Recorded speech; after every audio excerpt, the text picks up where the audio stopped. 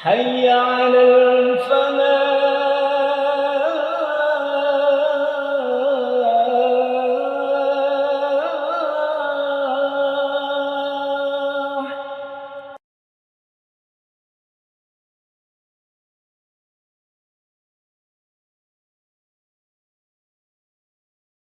Assalamualaikum warahmatullahi wabarakatuh. Alhamdulillah. Alhamdulillahilladzi nahmaduhu wa nasta'inuhu wa nastaghfiruh wa na'udzu billahi min syururi anfusina wa min sayyiati a'malina. Rabbi shrah li sadri wa yassir li amri wahlul 'uqdatam min lisani yafqahu qawli, amma ba'du.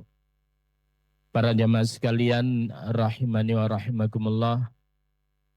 Alhamdulillah, pada pagi hari ini kita dihadirkan oleh Allah di tempat yang mulia ini dalam kondisi sehat walafiat, dalam rangka bertolabul ilmi setelah kita menjalankan rangkaian ibadah sholat subuh. Mudah-mudahan seluruh ibadah kita diterima oleh Allah Subhanahu wa Ta'ala. Allah mengampuni dosa-dosa kita. Setiap jengkal langkah kita menuju majelis ilmu ini, Allah angkat derajat kita dan Allah mudahkan jalan kita menuju surganya. Salawat serta salam semoga senantiasa tercurahkan pada baginda Rasulullah Muhammad sallallahu alaihi wasallam, begitu juga keluarganya, para sahabatnya, dan kita selaku umatnya. Jamaah sekalian, mari kita awali kajian pada pagi hari ini dengan bacaan basmalah. Bismillahirrahmanirrahim. Kita telah sampai pada hadis yang ke-288. Haddatsana Abdullah bin Salih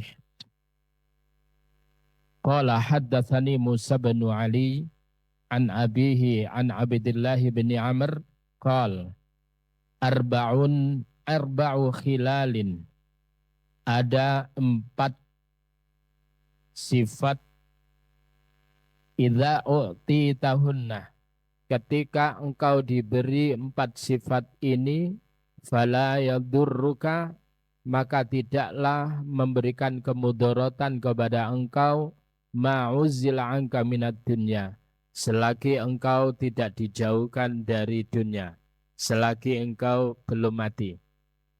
Ya. Jadi kalau kita memiliki 4 sifat ini, maka tidak ada sesuatu yang memberikan kemudaratan bagi kita semuanya. Apa itu 4 hal itu? Husnu khaliqatin, yaitu bagusnya akhlak, bagusnya budi pekerti. Maka disinilah kenapa Rasulullah Sallallahu Alaihi Wasallam di awal-awal diutusnya beliau di wilayah Mekah, maka Rasulullah Sallallahu Alaihi Wasallam yang pertama itu menanamkan akidah, yang kedua innama bu'itstu liutammima makarimal akhlak, atau innama bu'itstu liutammima salihal akhlak. Jadi tidaklah aku ini diutus melainkan adalah untuk menyempurnakan akhlak. Akhlak akidah itulah yang kemudian ditanamkan oleh Rasulullah Sallallahu Alaihi Wasallam.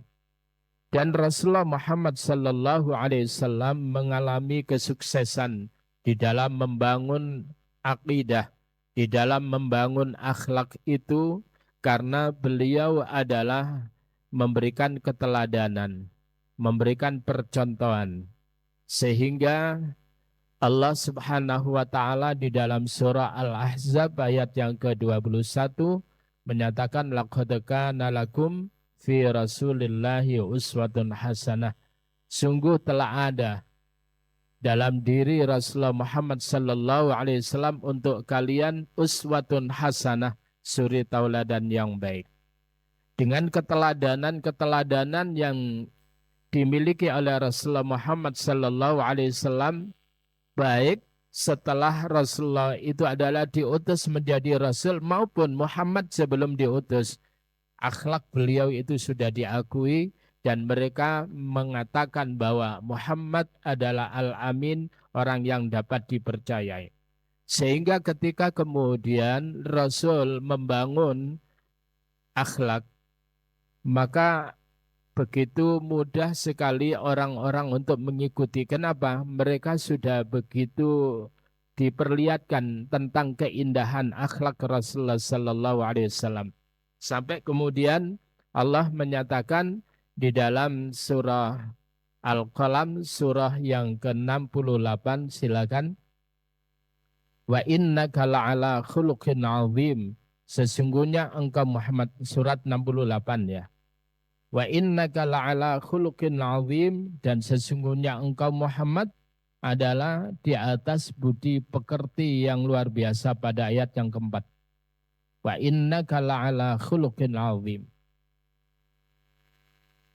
Maka ketika seseorang yang menyampaikan pesan-pesan kebaikan, lalu orang tersebut itu berangkat dari akhlak yang bagus pula, maka tidak ada cercaan bagi orang lain pada orang itu.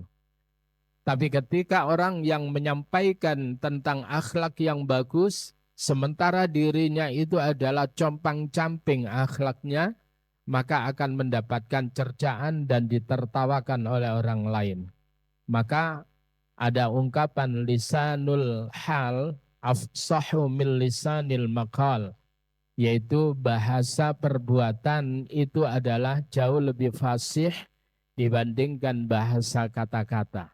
Keteladanan inilah yang sekarang ini harus diupayakan, harus diperjuangkan, karena keteladanan sekarang sulit kita dapatkan. Nah, para jamaah sekalian rahimani wa rahimakumullah, bahkan tentang akhlak yang bagus ini ada doa ketika kita bercermin. Apa doa yang diajarkan?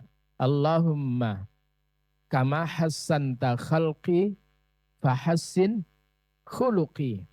Ya, ya Allah, kama hassanta khalqi, sebagaimana engkau telah membaguskan kejadianku, maka kemudian fahassin khuluqi, maka baguskan pula budi pekertiku. Jadi kita ini jangan hanya sekedar sibuk untuk mempoles fisik kita, tetapi kemudian tentang attitude kita, tentang adab kita, kemudian tidak pernah kita perhatikan sama sekali. Jadi itu pentingnya ketika orang itu memiliki budi pekerti yang luar biasa. Yang kedua itu adalah wa'afafu tu'matin, yaitu memelihara diri dari makanan. Artinya adalah ketika orang itu menjaga makanannya, sekali lagi menjaga makanannya, tidak angger makan, tapi betul-betul diperhatikan tentang kehalalannya, diperhatikan tentang cara mengelolanya. Ada karena ada perkara yang halal, barang itu halal, tetapi cara pengelolaannya itu adalah serampangan, sehingga kemudian berakibat menjadi haram. Maka orang-orang yang memiliki kehati-hatian tentang apa yang dimakan itu, maka dia akan diberi oleh Allah, yaitu tidak akan pernah ada sesuatu yang kemudian mengarahkan kepada kemudaratan. Tidak ada sesuatu yang membahayakan kepada orang itu ketika orang tersebut itu adalah afafu tu'mah, yaitu memelihara diri dari makanan. Para jamaah sekalian, kalau kita perhatikan di dalam firman Allah Subhanahu wa taala, pentingnya kita tersebut itu memperhatikan makan. Apa kata Allah? Falyanzuril insanu ila ta'amih. Maka hendaklah manusia tersebut itu memperhatikan terhadap makanannya. Diungkapkan oleh Allah di dalam surah Abasa pada ayat yang ke-24. falyanzuril insanu ila ta'amih. Maka hendaklah manusia itu memperhatikan ila ta'amih, terhadap makanannya. Penting, kenapa? Karena dari makanan itu nanti akan menghasilkan darah, akan tumbuh daging, lalu kemudian menghasilkan sperma bagi laki-laki, bagi perempuan itu akan menghasilkan ovarium. Maka ketika spermatozoa atau kemudian ovarium itu adalah dihasilkan dari makanan atau minuman yang haram, lalu kemudian bergabung, terus jadinya anaknya nanti bagaimana? Kita kemudian akan kesulitan itu mengelola anak kita menjadi baik, menjadi anak yang berbakti, menjadi anak yang soleh.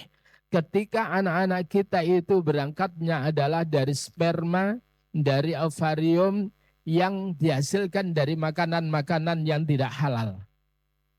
Dan hendaklah itu diperhatikan, rentetannya panjang tentang makanan itu. Maka kemudian sampai Nabi mengatakan man nabata lahmuhu minas suhd.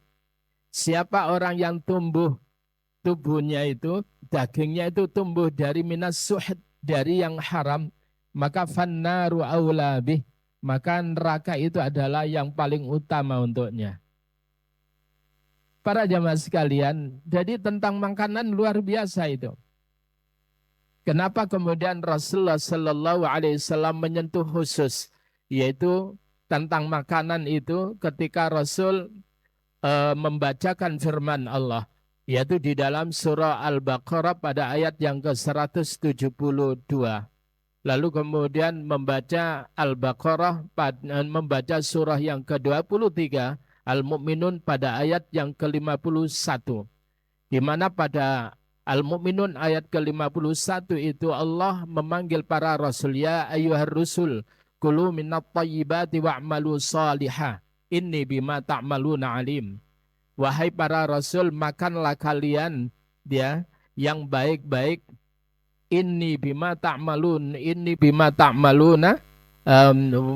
wa'malu salihah, dan beramallah kamu dengan amal yang baik, inni bima ta'maluna alim, sesungguhnya aku, kata Allah, terhadap apa yang kalian kerjakan alim, sangat maha mengetahui. Artinya kaitannya amal itu dengan makanan itu kuat sekali.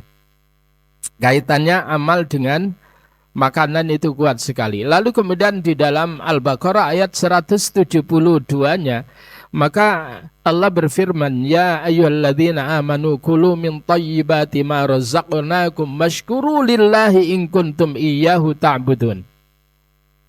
Ya, wahai orang-orang yang beriman, makanlah olehmu yang baik-baik.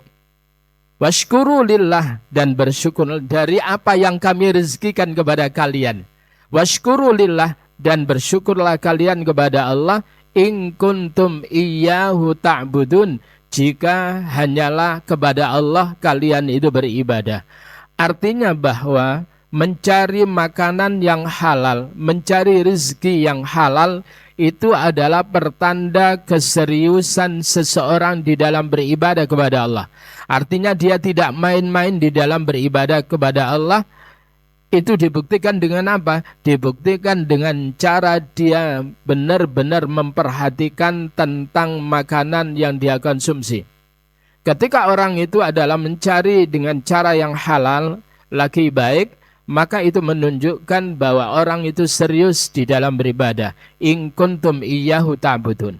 Setelah kemudian Rasul itu membacakan dua ayat itu, yaitu Al-Mu'minun pada ayat yang ke-51, kemudian membaca Al-Baqarah ayat yang ke-172, maka kemudian summa dzakara rajul, kemudian Rasul itu menuturkan tentang seorang laki-laki yutilus safar, yang melakukan perjalanan panjang, di mana laki-laki itu digambarkan asy'atha al-bara, dia tersebut awut-awutan dan kemudian berdebu karena perjalanannya panjang dan kemudian kehabisan perbekalan. Lalu kemudian yamuddu yadaihi ilas sama, kemudian dia memanjangkan kedua tangannya ke langit seraya berkata, ya Rab, ya Rab, ya Rab.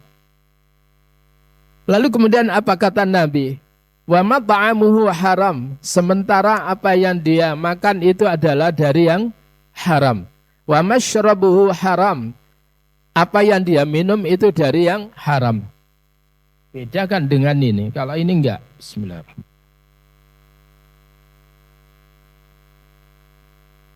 Seger ini. Wa malbasuhu haram, pakaian yang dia kenakan itu dari hasil yang haram. Wa ghudhiya bil haram, dia adalah bergelimang dengan perkara yang haram. Fa anna yustajabu lidzalik, bagaimana kemudian ia akan diijabah oleh Allah doa-doanya. Mestinya orang itu kalau orang safar, maka di antara keistimewaan orang yang safar apabila dia berdoa tidak ditolak. Lalu kemudian dia dalam kondisi terjepit dan kemudian mengangkat tangan ini adalah di antara sunnah orang tersebut itu berdoa. Sebetulnya syarat-syarat untuk diterima, diijabah, doanya itu sudah dipenuhi. Namun terhalang karena makanannya, karena minumannya dari sesuatu yang haram. Nah, para jamaah sekalian rahimani wa rahimakumullah. Inilah yang harus kita perhatikan. Jangan angger dapat. Orang itu kalau sudah, apalagi bahasa saya doyanan. Apa itu ya? Doyanan. Wes kalau sudah doyanan itu sudah. Itu kemudian nanti akan berebut dan bertengkar sesama teman itu. Ya, ngerti ya? Doyanan. Lah, kemudian apa? Wa afafu tu'mah ini yaitu adalah menjaga tentang apa, memelihara diri dari makanan itu, juga caranya makan. Rasul itu kemudian memberikan contoh bagaimana cara makan yang benar itu. Kul, ya, atau kul samillah. Ya, katakan dengan nama Allah, bismillah. Lalu kemudian apa? Wa kul biyaminika. Ya, wa khudh biyaminika, dan ambillah dengan tangan kananmu. Tangan kanan, Pak. Lalu kemudian ojo ngadeg. Makanlah sambil duduk. Dan kemudian anjuran Allah, kulu washrabu wa la tusrifu. Makan, minum, jangan berlebih. Kalau pola-pola ini kita jalani, sekali lagi orang melihat cara kita makan dan minum itu indah sekali.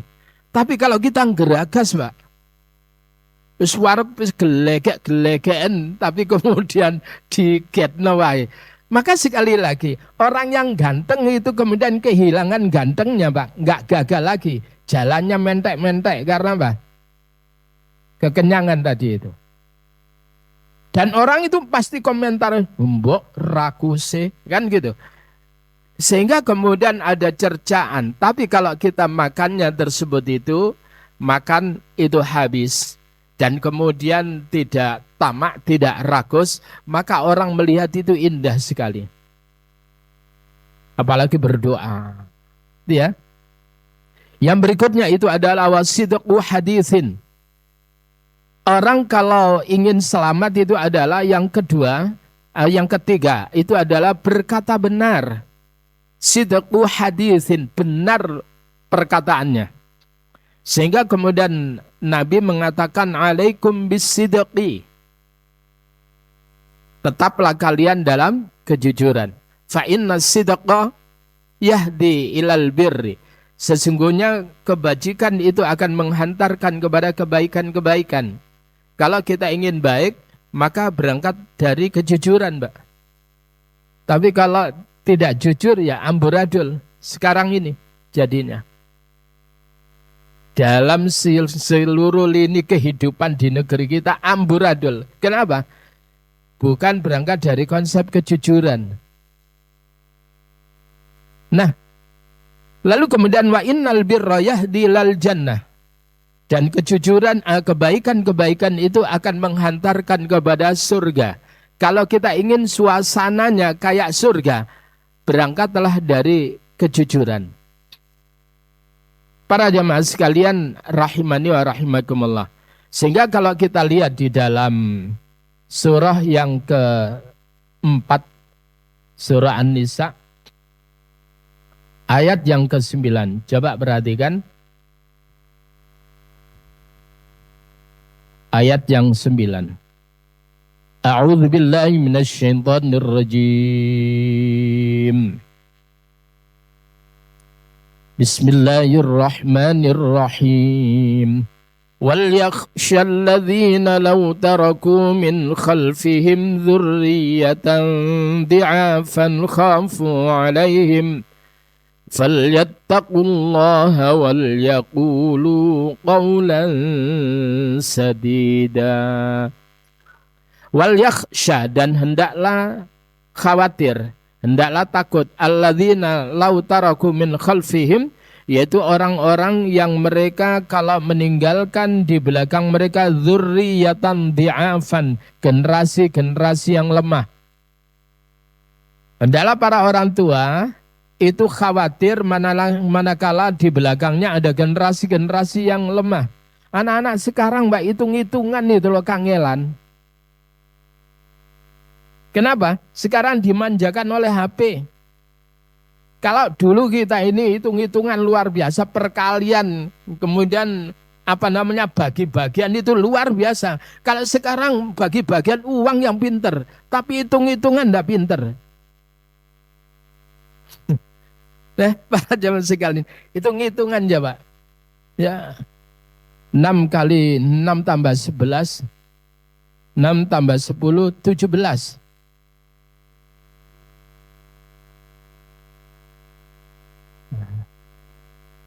Jadi anak-anak sekarang itu tentang hitung-hitungan, ilmu hisab itu lemah.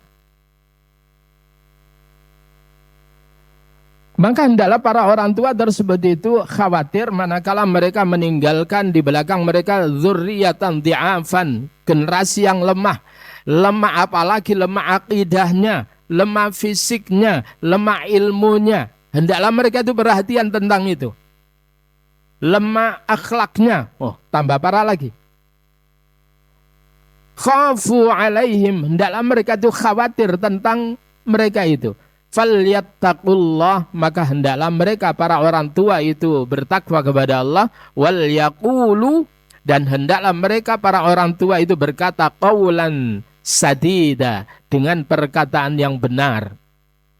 Jadi untuk mencetak generasi-generasi yang lurus itu, orang tuanya harus lurus lisannya. Para jamaah sekalian rahimani wa rahimakumullah. Tidak bisa Pak, orang itu baik lalu kemudian dengan cara kekerasan sampai dilatih mati 5 itu nggak bisa Pak. Rasulullah itu untuk mencetak ya generasi-generasi para sahabat yang dikatakan generasi yang terbaik itu adalah bukan dengan cara kekerasan, tetapi adalah dibangun imannya, dibangun akidahnya, muncul sebuah kejujuran, muncul etos kerja yang tinggi itu. Semuanya adalah dari pembangunan iman, karakter seseorang akan terbangun dengan baik manakala akidahnya, imannya benar, lurus. Nah, para jamaah sekalian, lalu yang kedua tentang apa? Kita berkata benar ini bisa kita lihat di dalam surat yang ke-33. Ini biasanya dibaca oleh khatib.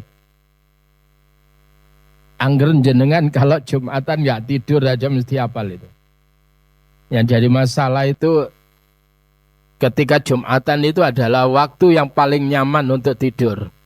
Apalagi di Masjid Al-Falah ini AC-nya luar biasa. Golek sing ono sendenan, mantep. Semantep itu sudah. Sehingga kemudian belum adzan sudah tidur. Bangun-bangun iqamat. Lalu kemudian update status. Masjid Al-Falah tidak pernah khutbah Jumatan. Padahal karena dia itu tidur. Ya, jadi istiqomah, tidur sebelum khutbah. Pada ayat yang ke-70 perhatikan, a'udzubillahi minasyaitonir rajim. يا أيها الذين آمنوا اتقوا الله وقولوا قولا سديدا يصلح لكم أعمالكم ويغفر لكم ذنوبكم ومن يطع الله ورسوله فقد فاز فوزا عظيما. Ya ayyuhalladzina amanu, wahai orang-orang beriman, ittaqullah, bertakwalah kalian kepada Allah. Pertama itu, Pak. Jadi wahai orang-orang beriman, bertakwalah kalian kepada Allah. Baru kemudian waqulu qawlan sadida. Dan katakanlah dengan perkataan yang lurus, yang benar. Orang itu akan berkata yang benar manakala ketakwaannya sudah terbangun. Orang itu ketakwaannya terbangun manakala keimanannya sudah terbangun. Bangunan iman melahirkan ketakwaan, ketakwaan melahirkan kejujuran. Itu Pak ya. Lah kalau kalian itu sudah berkata lurus, berkata benar, apa kata Allah? Yuslih lakum a'malakum. Ini jaminan dari Allah. Kalau engkau tersebut itu berkata yang benar, dia Allah akan menjadikan baik untuk kalian amalakum, akan amal-amal kalian. Amal kalian akan tertata nanti ketika kalian itu sudah berkata benar. Orang itu kalau sudah dusta, maka kemudian akan melahirkan kedustaan-kedustaan berikutnya. Udahlah Pak, dengan dusta itu dia akan menutupi kedustaan itu dengan dusta lagi. Jadi kebohongan itu adalah pintu yang luar biasa untuk menuju kepada dosa-dosa berikutnya.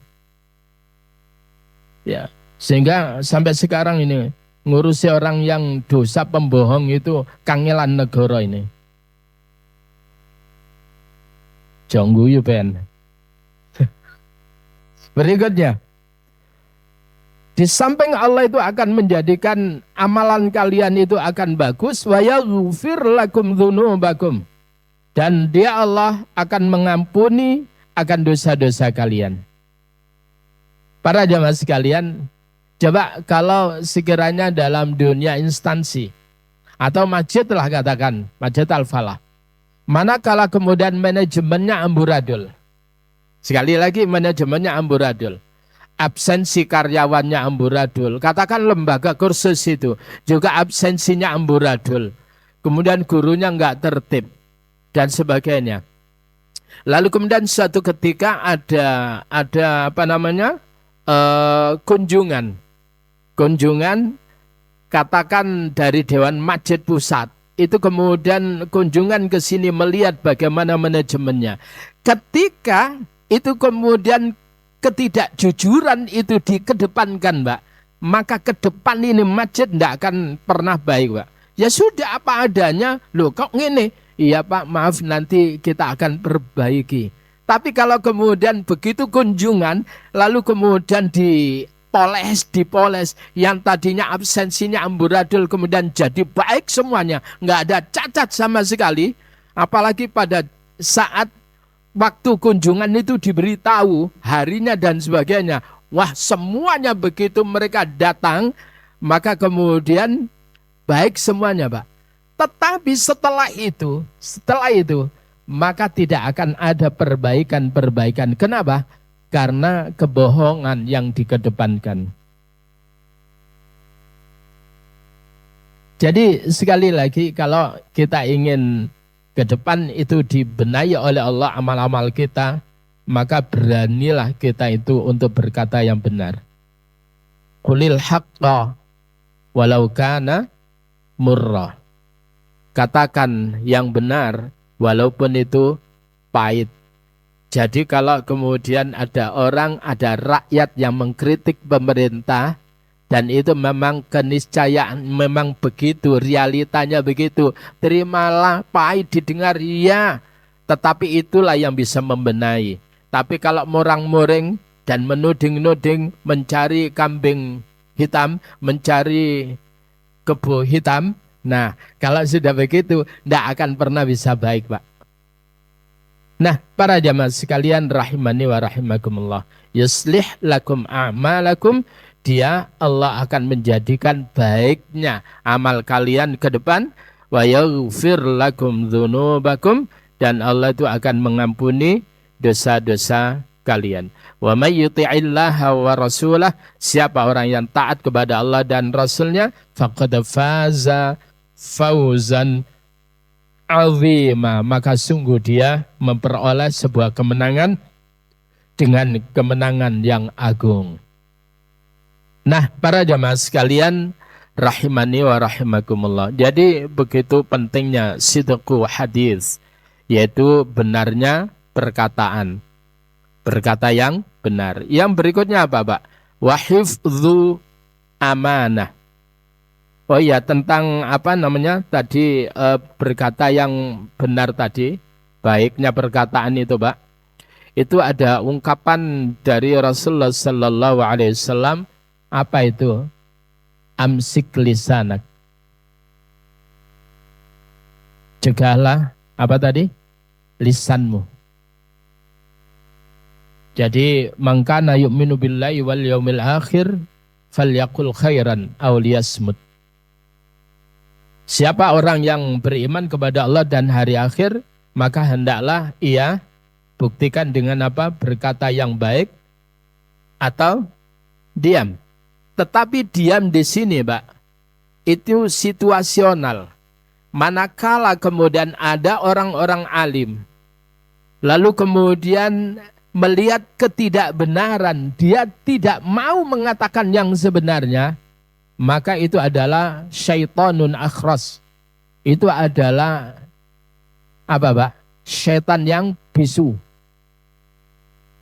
Jadi kalau orang-orang alim itu pada diem, orang-orang soleh itu pada diem, ketika ada ketidakbenaran, ketika ada ketimpangan, tidak mau bicara yang benar, khawatir nanti dipenjarakan, nanti diitukan macam-macam, maka itu sama dengan syaitanun akhras.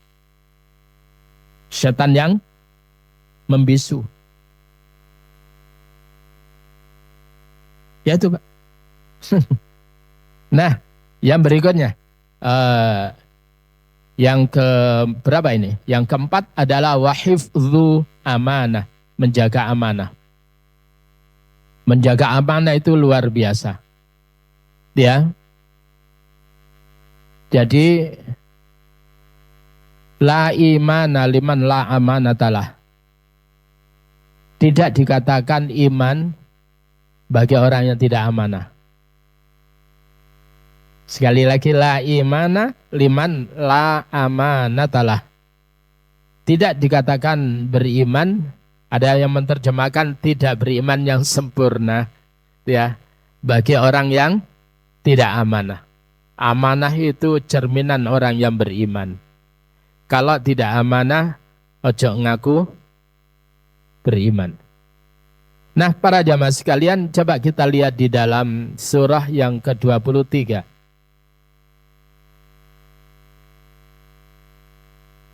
Atau yang tadi ini, ayat yang ke ini dulu. Ayat ke-72 dari surah Al-Ahzab ini. Inna aradnal amanata 'alas samawati wal ard wal jibal fa'abaina ayyahmilnaha wa ashfaqna minha wa hamalahal insan innahu kana zaluman jahula. Sesungguhnya kami sodorkan amanah kepada langit dan bumi dan gunung, fa'abaina, mereka semuanya enggan, dia ayyahmilnaha, untuk memikul amanah itu, wa ashfaqna, dan mereka takut memikul amanah itu, dia wa ashfaqna minha, takut daripada memikul amanah itu. Wa hamalahal insan, tetapi manusia memikul amanah itu. Innahu kana zaluman jahula, sesungguhnya manusia itu punya potensi zaluman, jahulan, zalim, dan jahulan, bodoh. Para jamaah sekalian, orang sekarang itu, kalau dulu orang-orang solih, ketika ditawari jabatan ketua atau apa, mereka takut. karena dosa, khawatir dosa. Tapi sekarang orang sikut-sikutan berebut karena ada sesuatu di dalamnya. Itu ya Pak. Jadi kalau dulu mereka orang-orang yang menduduki jabatan, maka mereka itu taqarrub ilallah, dekat dengan penguasa. Tapi sekarang orang-orang yang menduduki jabatan adalah dekat-dekat dengan orang yang memiliki kekuasaan. Beda Pak ya? Dulu dengan sekarang beda banget itu. Kalau dulu para alim-alim, para ulama-ulama kita, Masya Allah. Masya Allah. Tidak pernah mengemis pada pemerintah Pak. Pemerintah yang datang, penguasa yang datang ke rumah orang-orang soleh, orang-orang alim untuk meminta fatwa. Tapi sekarang ada orang yang gayanya soleh, gayanya alim, tetapi mereka tersebut itu mendatangi penguasa untuk meminta jatah. Nah, para jamaah sekalian, coba kita lihat di dalam surah Al-Mu'minun, surah yang ke-23, pas juz 18, ya, yang diawali dengan qad aflahal mu'minun, sungguh telah beruntung al-mu'minun, orang-orang yang beriman. Siapa Pak orang-orang beriman yang bahagia itu, yang beruntung itu? Di antara lain adalah ayat ke-8, walladzina hum li'amanatihim wa ahdihim ra'un, yaitu orang-orang yang mereka itu li'amanatihim, terhadap amanah-amanah yang diamanahkan di pundak mereka, wa ahdihim, dan janji-janji mereka, ra'un, mereka memelihara amanah itu dengan baik, memelihara kepercayaan itu dengan baik. Jangan sampai rakyat tersebut itu kecewa dengan dirinya karena tidak amanah. Orang sekarang berani Pak, berani.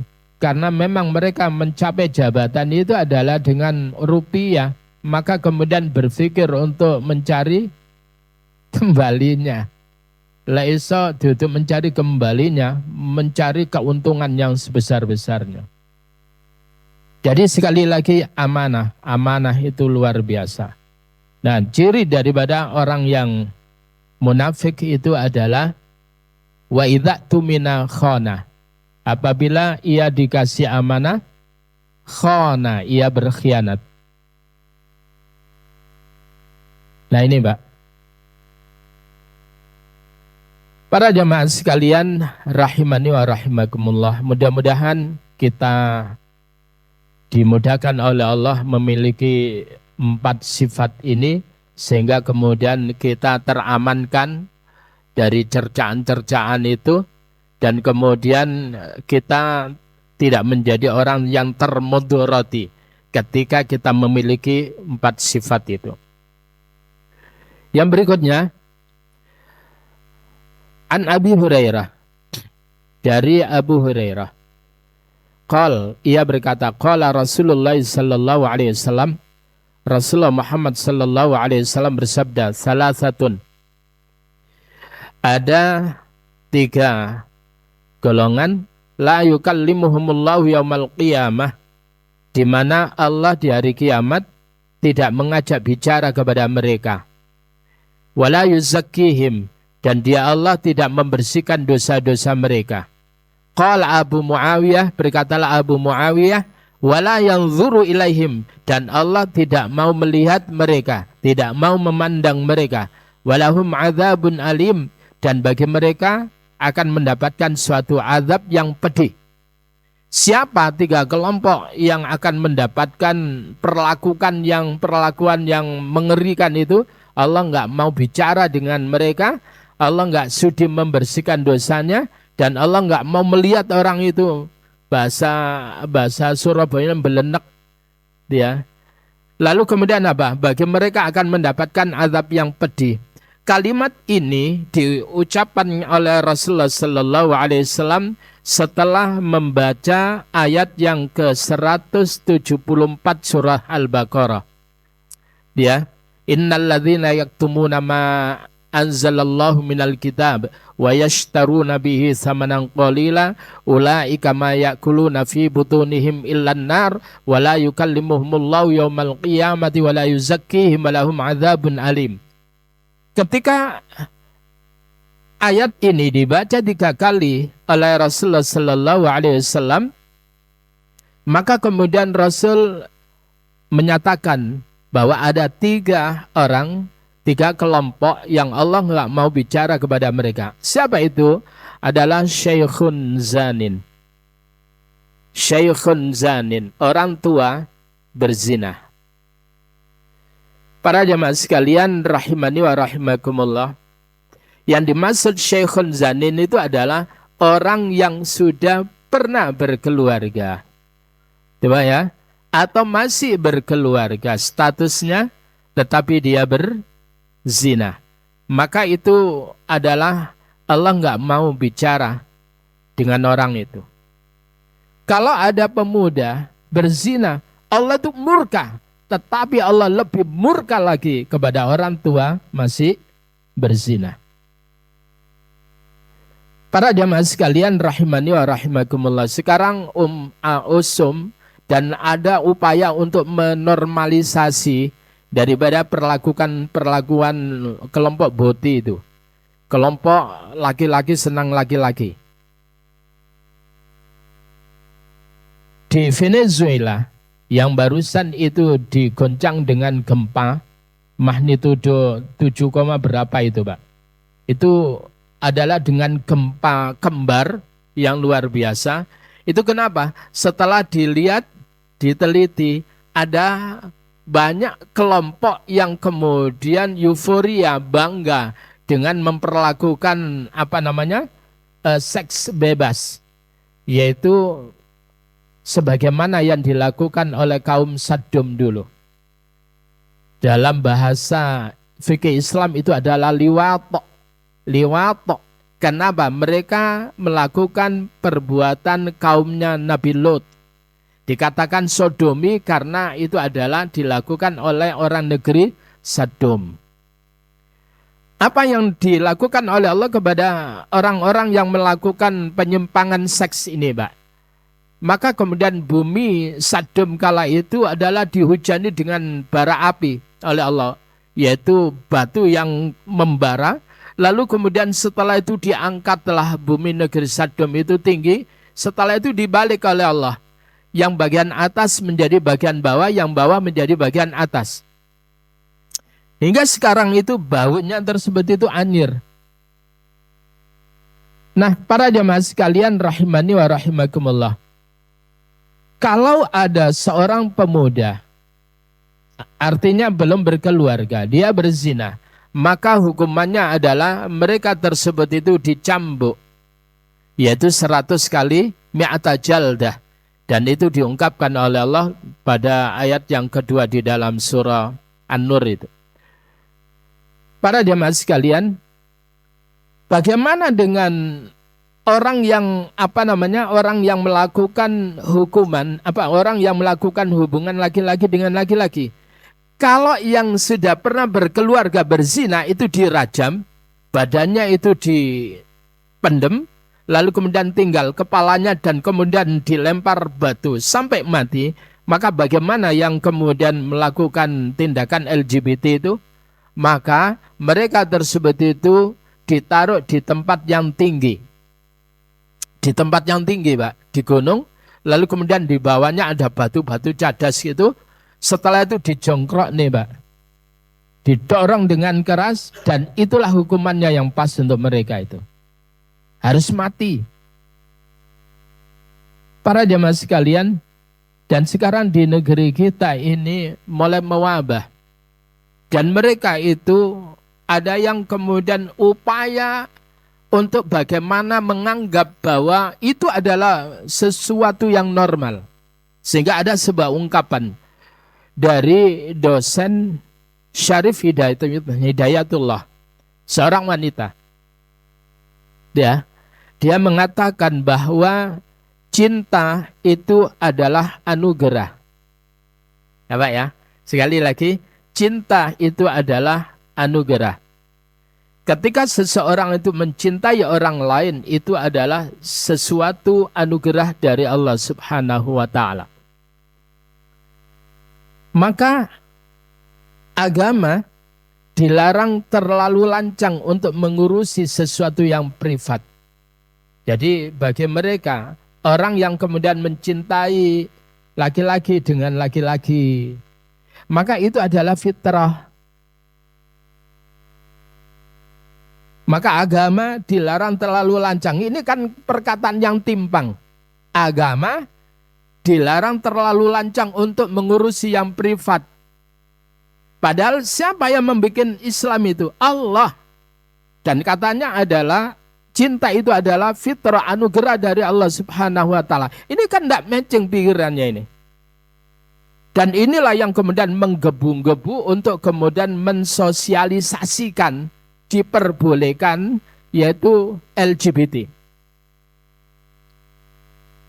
Ya, kalau di Surabaya dulu ada pimpinan seorang dosen, Pak. Ya. Jadi Syekhun Zanin. Yang kedua, apa yang menjadikan Allah itu enggak mau bicara dengan orang itu? Wa malikun kadzab. Ketika ada penguasa yang dusta. Antara yang dikampanyekan dengan realita beda.